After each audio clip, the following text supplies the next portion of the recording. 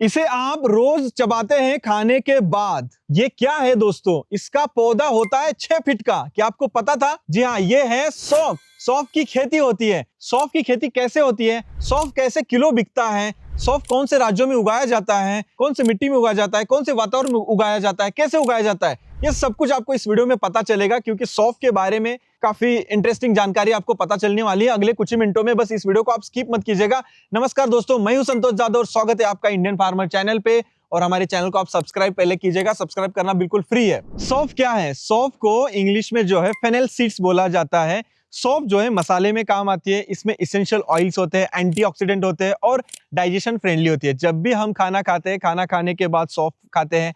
और सबसे जरूरी बात दोस्तों, सौंफ में जो है बीज, डंठल, बल्ब, तना, पौधे का सारा हिस्सा जो है सौंफ का काम में आता है। सौंफ की खेती हमारे देश में कहां पे की जाती है? राजस्थान, गुजरात, मध्य प्रदेश, उत्तर प्रदेश, यहाँ पे की जाती है। इसको वातावरण ठंडा चाहिए, इसीलिए सितंबर अक्टूबर के बाद इसकी बुआई की जाती है। ठंडा जलवायु इसको लगता है। टेम्परेचर की अगर बात की जाए तो 27 से 28 डिग्री इसको टेम्परेचर चाहिए। ज्यादा टेम्परेचर होता है तो इसको नहीं चलेगा दोस्तों। इसके बाद सबसे जरूरी चीज जो है, इसको मिट्टी कैसे चाहिए? मिट्टी जो है रेतीली दोमट मिट्टी चाहिए। फसल में पानी नहीं रुकना चाहिए दोस्तों। आप कोई भी खेती करते हैं तो उसमें पानी नहीं रुकना चाहिए। ड्रेनेज सिस्टम अच्छा चाहिए, यानी कि पानी सटाक से निकल जाना चाहिए। पानी अगर फसल में रुकता है तो प्रॉब्लम करेगा।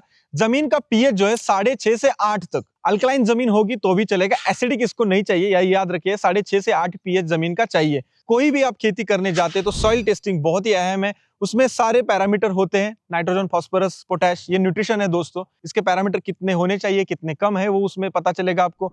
सौंफ की खेती जब आप करने लगते हैं तो सबसे पहला काम क्या होता है कि जमीन की तैयारी। 2 से 3 बार आपको गहरी जुताई करनी पड़ती है। जमीन के अंदर नमी नहीं रहनी चाहिए। इसकी बुआई कैसे की जाती है? प्रति एकड़ आपको 3 से 5 किलो सौंफ का बीज लगता है। उसको जो है आप मशीन से नहीं डाल सकते। सौंफ के लिए कोई मशीन अभी अवेलेबल नहीं है। हम सोयाबीन या कोई भी फसल लगाते हो तो मशीन से बुआई करते हैं, लेकिन इसका ब्रॉडकास्टिंग किया जाता है। ब्रॉडकास्टिंग यानी कि एक तसला में सौंफ का बीज लेके सीधा उसको फेंका जाता है, फिर रोटर मार के उसको जमीन के अंदर वो जाना चाहिए। 1 सेंटीमीटर ही जाना चाहिए। अगर उससे ज्यादा गहराई में अगर बीज जाता है तो आपको 2 से 3 बार पानी देना पड़ेगा, ज्यादा पानी देना पड़ेगा। अगर आप ज्यादा पानी देते हैं तो उसको उगने में भी टाइम लगेगा। तो इससे अच्छा है जितना ऊपरी हिस्से में बीज रहेगा उतना अच्छा है। और बीज बुआई के टाइम पे ट्राइकोडर्मा से आप उसको उपचारित करके ही डालिएगा। ट्राइकोडर्मा से उपचारित यानी कि सौंफ का बीज लीजिएगा, उसमें ट्राइकोडर्मा के लिक्विड जो है उसके छिट्टे मार दीजिए, पाउडर ट्राइकोडर्मा उसको मिक्स कर दीजिएगा और फिर लगाइएगा। ट्राइकोडर्मा ये एक फफूंदनाशक है। जब जमीन के अंदर बीज के साथ में जाएगा तो बीज के ऊपर कोई फफूंद नहीं लगने देगा और अच्छे तरीके से अंकुरित होगा। तो ये जो बेसिक्स है वो मैंने आपको बताने की कोशिश की। और डीप में आपको जमीन की तैयारी कैसे होती है इसके बारे में आपको लाइव किसान से ही मिलना पड़ेगा। जो सौंफ की खेती करते हैं उनके पास में जाके समझना पड़ेगा, तभी आपको ज्यादा डिटेल में समझ में आएगा। सौंफ की खेती में भी जो सौंफ है ना, उसके अलग अलग वैरायटीज है। ऐसा नहीं कि एक ही प्रकार का सौंफ आता है उसे लगा दीजिए। मैं आपको अच्छे अच्छे वैरायटीज के नाम बताने की कोशिश करता हूँ। गुजरात फेनेल 1 GF1 उसको बोला जाता है। अर्ली मैच्योरिटी और बोल्ड सीड होता है। RF 125 हाई ऑयल कंटेंट इसमें रहता है। उसके बाद Ajmer fennel long spike export quality का होता है। लखनवी सौंफ अरोमा हेवी, मार्केट में अच्छा रेट मिलता है इसका। मंगलम सौंफ ये high yield, mostly grown in India. अभी जो मैंने आपको सारे सौंफ बताए ये इसके अलग अलग वैरायटीज हैं। जब भी आप सौंफ की खेती करने जाते हैं तो यही वैरायटीज के सौंफ आप लीजिएगा। या इसके अलावा कौन सी सौंफ की वैरायटी अच्छी है जो लंबा और तगड़ा उत्पादन देती है, जिसमें अच्छा खासा पैसा कमा सकते हैं, या वातावरण में जो सूट होती है, वो आपको कैसे पता चलेगा कि सौंफ के किसानों से मिलके सौंफ की खेती कितने सालों से वो कर रहे हैं, उनका एक्सपीरियंस क्या है, उनके पास कौन सा सीड है या सीड वो कहाँ से खरीदते हैं,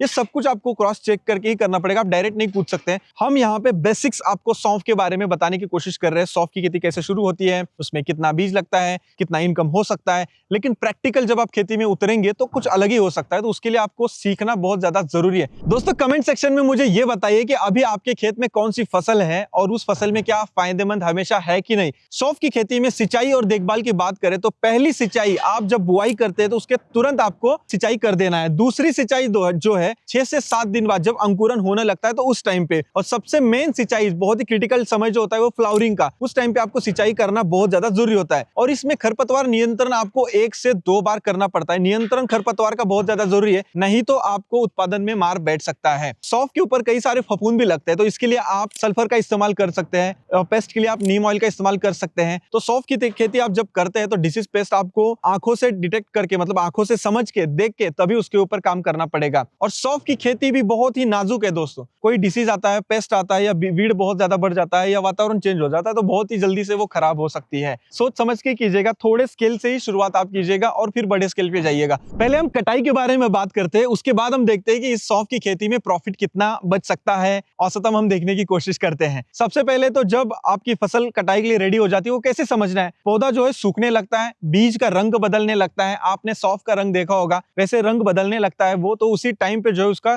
कटाई करना होता है। सारी फसल एक बार कटाई नहीं होती है दोस्तों। जैसे जैसे कलर होता है वैसे वैसे उतनी फसल को काट के निकाला जाता है, फिर उसको मशीन में डाला जाता है, फिर उसमें से सौंफ अलग होता है और पौधे का डंठल अलग होता है। प्रति एकड़ जो है औसतम 7 कुंटल से लेकर 10 कुंटल तक उत्पादन निकलता है, अच्छा मैनेजमेंट हो तो। और अच्छा भी उत्पादन निकल सकता है, डिपेंड करता है कि वो क्लाइमेट कैसा है, आपने उसमें कितना अच्छे से काम किया है इसके ऊपर। बीज को अच्छे से सुखाना बहुत ज्यादा जरूरी है, ताकि तेल की खुशबू और गुणवत्ता बनी रहेगी। अब हम समझते हैं कि सौंफ क्या भाव बिकता है किसान भाइयों से सीधा मंडी में। अगर मंडी में जब किसान भाई बेचने जाते हैं तो 100 रुपए से लेके 200 रुपए किलो तक सौंफ प्रति किलो बिकता है दोस्तों। और प्रति एकड़ मैंने आपको बताया कि 10 कुंटल तक निकलता है, इससे ज्यादा भी निकल सकता है, अच्छा मार्केटिंग किया जाए तो। एक्सपोर्ट के हिसाब से ये जो रेट मैंने आपको बताया ये बदलते रहते हैं दोस्तों, ऊपर नीचे हो सकते हैं। लेकिन बोल्ड फेनेल और लखनवी वैरायटी, ये बीज के रेट जो है बहुत ही प्रीमियम मिलते हैं। अगर आप चाहते हैं तो सौंफ से तेल बना सकते हैं, माउथ फ्रेशनर बना सकते हैं, आयुर्वेदिक प्रोडक्ट बना सकते हैं, और पैकेज्ड स्पाइसेस के रूप में वैल्यू एडिशन भी कर सकते हैं।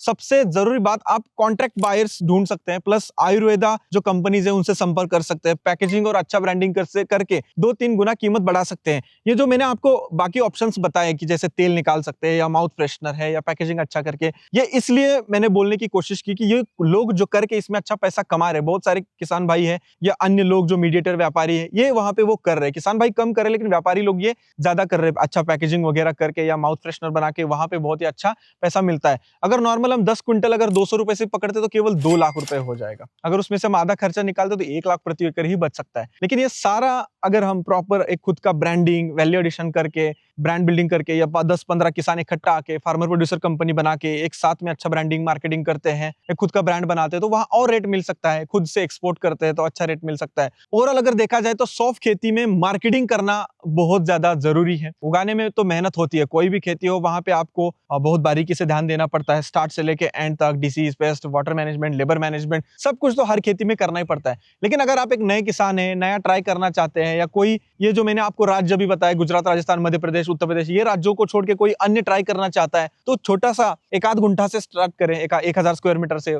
समझे पहले कि कैसे उसको ग्रो किया जाता है। जो किसान कर रहे हैं उनसे कांटेक्ट करके उनसे बीज मंगाइएगा, बीज मंगा के फिर लगा के ट्राई कीजिएगा, तब जाके आप आगे बढ़िएगा। एक बारगी 1 एकड़, 2 एकड़, 5 एकड़ पे मत लगाइएगा, क्योंकि सौंफ की खेती जो है अच्छा पैसा भी दे सकती है, बट उसको सही वे से, सही डायरेक्शन से करना बहुत ज्यादा जरूरी है। मैं महाराष्ट्र से सांगली डिस्ट्रिक्ट से हूँ, मेरे यहाँ पे सौंफ की खेती नहीं की जाती है। मेरे यहाँ पे गन्ने की खेती है, अंगूर के लिए अच्छा क्लाइमेट है, मेरे खेत में अंगूर भी है। मैं शिमला मिर्च की खेती करता हूँ, टमाटर की खेती करता हूँ, खीरा लगाता हूँ, सीजनल वाइज में खेती करने की कोशिश करता हूँ। तो आपके क्लाइमेट के अनुसार आप खेती कीजिएगा, ऐसा मत कीजिएगा कि क्लाइमेट के अपोजिट ही कोई और चीज आप लगा रहे, तो वैसे दिक्कत हो सकती है। सौंफ की खेती के साथ इंटरक्रॉपिंग किया जा सकता है, जैसे धनिया है, अजवाइन है। इसके बाद सौंफ की खेती मधुमक्खियों के लिए बहुत ही फायदेमंद है, क्योंकि पॉलिनेशन बहुत ही अच्छा होता है। ऑर्गेनिक सौंफ की डिमांड इंडिया के बाहर बहुत ज्यादा है, तो सौंफ को आप एक्सपोर्ट कर सकते हैं, बहुत अच्छा पैसा कमा सकते हैं, बस एक इकोसिस्टम होनी चाहिए। दोस्तों, आज हमने एक नए टॉपिक में हाथ डाला, नए टॉपिक के बारे में रिसर्च किया, किसान भाइयों से बात किया, और आपके सामने मैंने बताने की कोशिश की। क्या ऐसे ही नए नए टॉपिक पे हमें बात करने चाहिएगा? मैं तो